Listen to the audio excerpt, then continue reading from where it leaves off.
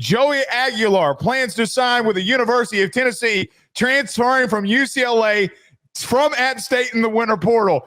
Nico Iamaleava has gone to UCLA from Tennessee, and now Joey Aguilar has intentions, per Chris Lowe, to sign with the University of Tennessee. Joe, he's done the funniest thing ever. I can't believe this has happened.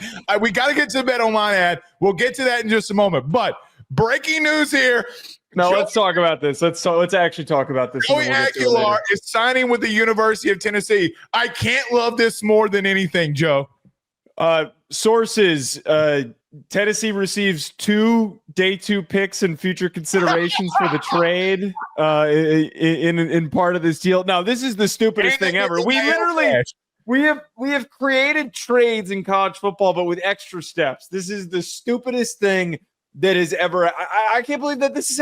We literally created a trade market without there actually being a trade market. And no, it doesn't matter how we want to rationalize and explain any of this crap. It quite literally is a trade. But to actually talk about this, I'm rooting for Joey Aguilar. Me too. I'm a hater. I don't give a crap. I am absolutely going to be a hater in this situation. Good for Aguilar for not only being proactive, but I'm sure that he was pissed off by how this was handled, that suddenly Nico just steps in and takes his damn starting spot. No questions asked. He gets no chance to prove himself. Go to the place that he left and outplay him. He's a decent player, man. I think that there's a shot that he could outperform what Nico did last year. In that offense, Joe, what's going to happen now? Now, brother, let's get on the field, because we've talked so much about off the field stuff. It's a complete 180 from a mentality standpoint from what Tennessee's getting. I mean, you got to rein in Joey Aguilar. So Tennessee fans that will watch this video, look, we talked about him last night, and I'll reemphasize. Nico's biggest problem last year, Joe, was what? He was too hesitant to let that thing go. It's the complete opposite with Joey Aguilar. Completely different scenario. Now, look, App State last year, if you want to go by the stats, they sucked. They was a tough team. It was tough on him.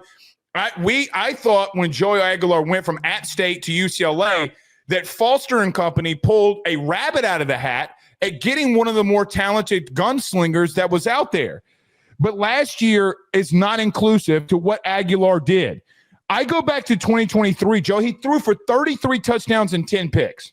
Yeah. In a Heupel-led offense, I would rather try to tamper a guy down than make him having to force it. And it's a complete 180. Now, the turnovers are an issue. He threw 24 interceptions in 2 years at a group of 5 institution. Now, that's not created equally. I understand the problems that App State had. Turnovers are an issue with him, and we got to make that under 17 interceptions in 2 years is insane. But the style of offense that he's going into, in reference to what you had a year ago and the hesitation, Joe, this is a damn good fit.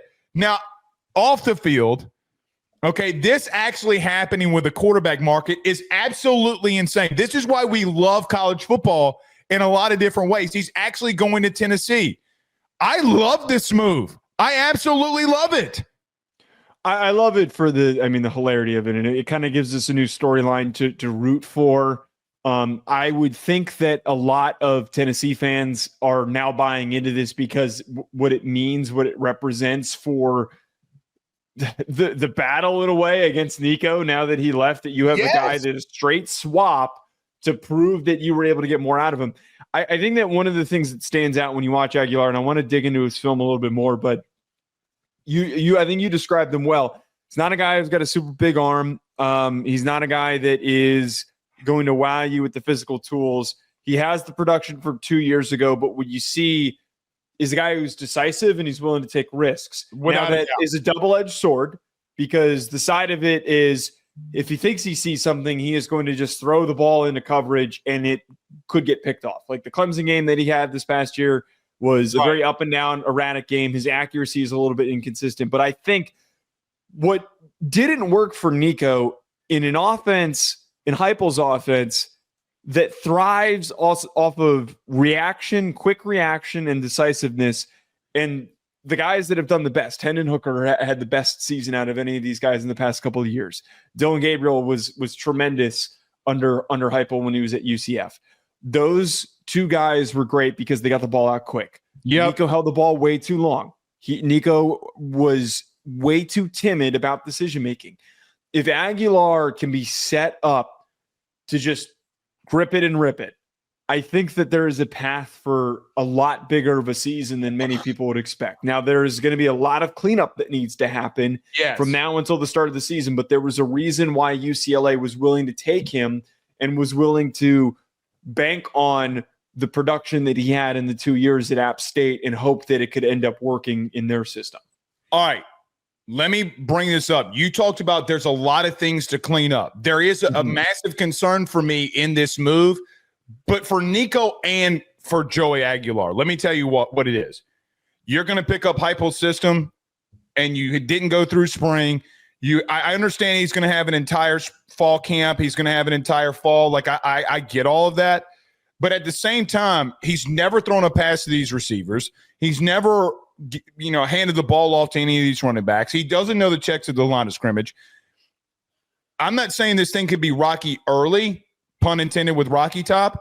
I always worry about a quarterback in college that gets the nod and hasn't been in an offense, right? Like, I mean, I think of, the only one that you said that probably couldn't would be Caleb Williams, but he was already in Lincoln's offense the year before. Let's go back to 3 transfer portal quarterbacks, or at least 2 that we talked about earlier. Jalen Hurts, remember the early struggles at Oklahoma?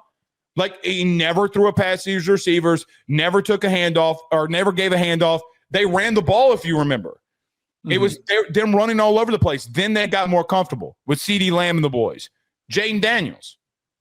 Joe, 2 guys that are in the NFL playing quarterback right now, when they came into a situation, and by the way, both of those dudes had springs. What happens now when you come into a fall situation? That would be a concern for me. Now, you brought up this.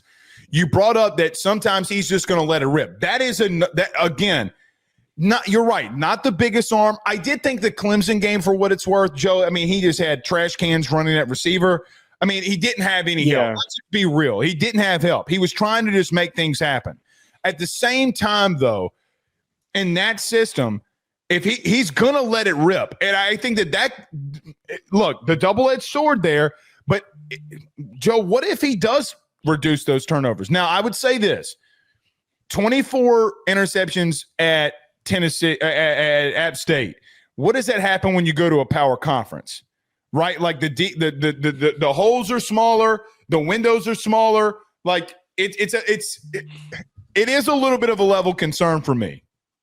We're doing some real-time analysis here as we're talking. I pulled up his all-22 because I just wanted to have something to go off of. And everything that we're talking about here, I think, it plays in to all the talking points. I'm seeing a kid who is incredibly just willing to just launch it. That is not always something that produces great results. There's some of these throws that you see on tape where he's just throwing the ball on seam routes over the middle to 2 safeties that are blanketing a receiver. I think that if Heupel is able to unlock that willingness to just attack, there is a path for them to be productive. It can be extremely. I agree with the point that you brought up, though, that where this is impacted on both sides for Nico and for Aguilar is that they're coming in after the spring ended, jumping into a summer session, getting ready to play for the season. I don't even know if Aguilar would start. I don't even know if this is maybe just an approach of let's see if he can compete for the job and we stick with the 2 guys who have been around. So we'll have to find out if this is even a plausible starting opportunity for the kid, but I really hope he does start because it would make things a hell of a lot more. You know what I do? Can I tell you what? If he wins the starting job, I'm bringing him to SEC Media Days.